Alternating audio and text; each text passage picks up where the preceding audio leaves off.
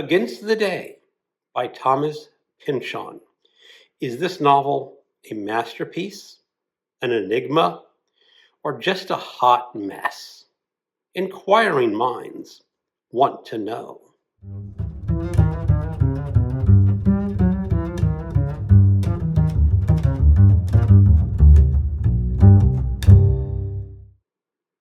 Hello, welcome to my channel, Another Bibliophile Reads.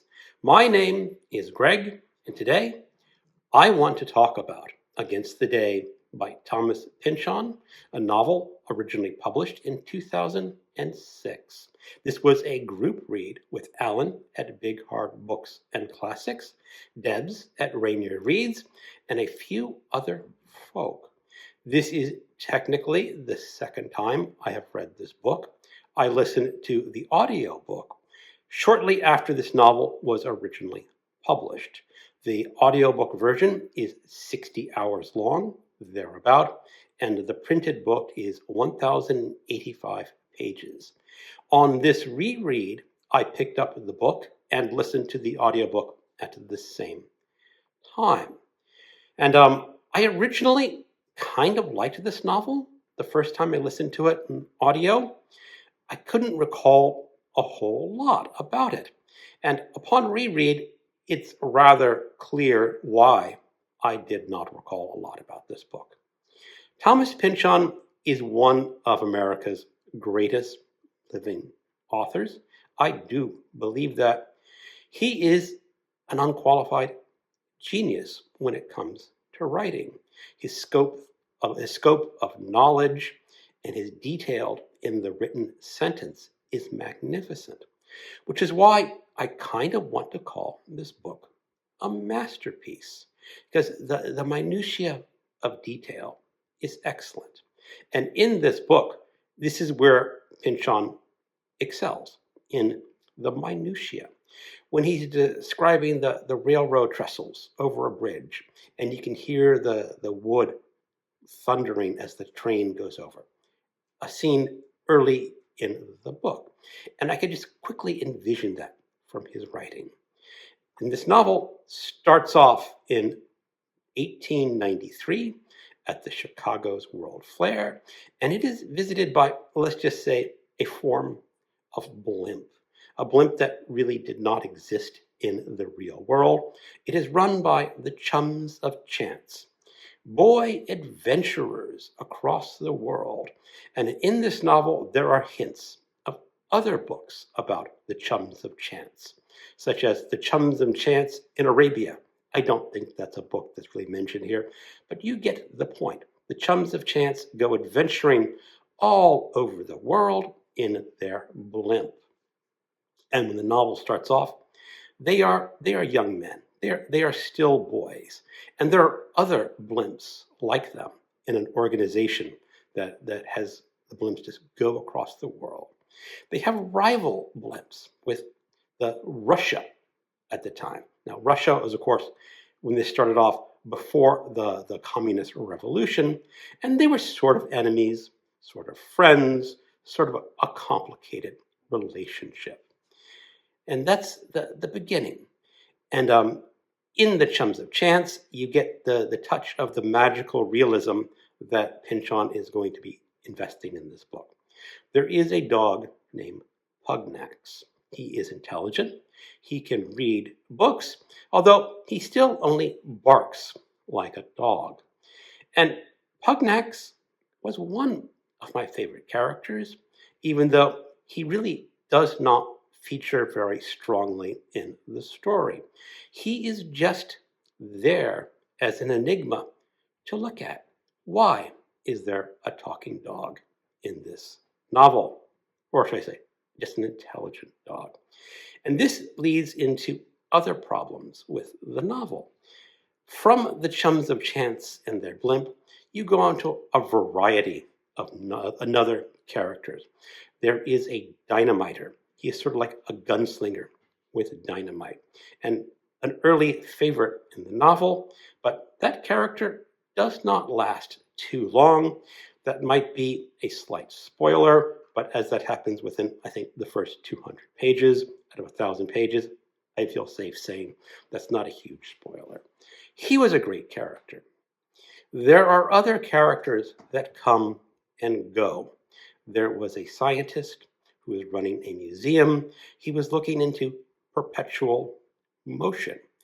We all know that perpetual motion is a fake science, but Pynchon brings this fake science into reality.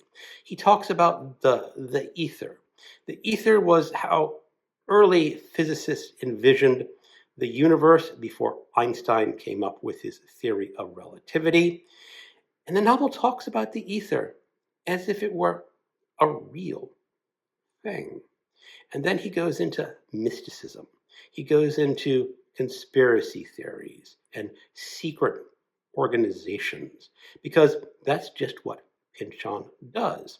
And page after page was just fascinating if you took it just a few pages at a time, because the whole story here does not cohere over 1,000 pages. I kept telling myself, well, it's a big novel. Pynchon's building his story. He is building his characters. He's going to go for the resolution where all these storylines are going to be coming together. You really don't get that in Against the Day. Or maybe it's hidden, because Pynchon likes hidden meanings that people are supposed to suss out for themselves. So maybe there is an internal meaning to this story with more significance that I just did not pick up on. And that is another problem that I have with this book. I have gotten to the stage of my reading life where I don't want to have to suss out a meaning. I don't want to have to write notes down saying, what is the true purpose of this secret organization, and how are they manipulating things in the background, and how are characters affected by this? For a while, that's fine. Like in a mystery novel, you put it out, but you eventually have to give the reader some sort of resolution. You do not leave that resolution in the background for the reader to determine for his or herself. So that's where I did not like this book. This is where it becomes an enigma, because there is something in this book.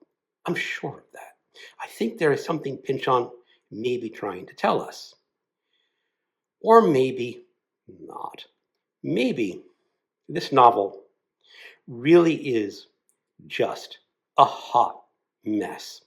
Pynchon, with his brilliant mind and his writing talents, came up with all these great ideas, and he started just putting them down on a piece of paper, one after another. Maybe he had a goal in mind, maybe he didn't. I've mentioned in some of my wrap-up videos that I think Pynchon was taking some mind-altering substances while writing this book. Pynchon has been known to frequent things like marijuana. At least he talks about it a lot in his books. So maybe Pynchon was smoking some really good stuff while writing this book.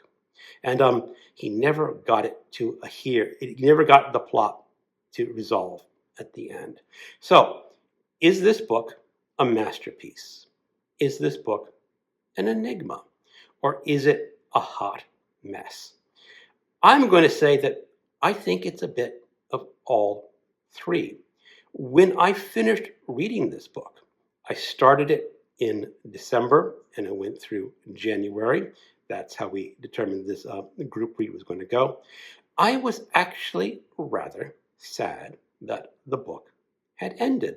Even though I was not truly invested in all the characters or all the plots, I enjoyed picking up this book every day and reading about 20 pages, because it takes you into a world that is not our own world. It is a world of, let's just say, magical realism. I talked about Pugnax, the thinking dog, but there is more magical realism in this book other than that. I will just give you a hint that the blimp that the Chums of Chance fly through the air with can go underneath the sand of a large desert. It can visit a counter Earth. A counter Earth is an Earth that has the same orbit as our Earth, but exactly opposite. So it can never be seen or detected by Earth science. Of course, this is the Earth science beginning in the late 19th century and going into the early 20th century. But that's the kind of thing Pynchon does in this book. He just throws this oddness, this weirdness out to you as a reader. And as a reader, I actually appreciated it on a page-by-page level. Am I glad I read this book? Yes, I'm glad I read this book, or did I say reread this book along with the audiobook. Can I recommend it to many readers? Honestly, no. Your average reader probably will not like Against the Day. It is too long, too complex, and too strange, and maybe just a little too brilliant for your average reader, because I know Pynchon is way above me on the intellectual scale, and I keep looking to this book and saying, what did I miss? What did I miss? I guess I will never know, because I doubt I will ever reread this for a third time. Let me break in to an editing mode, because when I originally recorded this review, I forgot to mention that there has been talk of doing another Thomas Pynchon read-along, probably early in 2026, maybe late 2025, not too sure about that. But I would like to reread V, his first novel, or maybe his most famous novel, Gravity's Rainbow. V is probably a lot shorter and a lot easier to get through than Gravity's Rainbow, but Gravity's Rainbow is his most famous book. So look out for that, late 2025 or early 2026. And if you have a favorite, if you have a choice, should we do V or should we do Gravity's Rainbow? Thank you for watching, and keep on reading.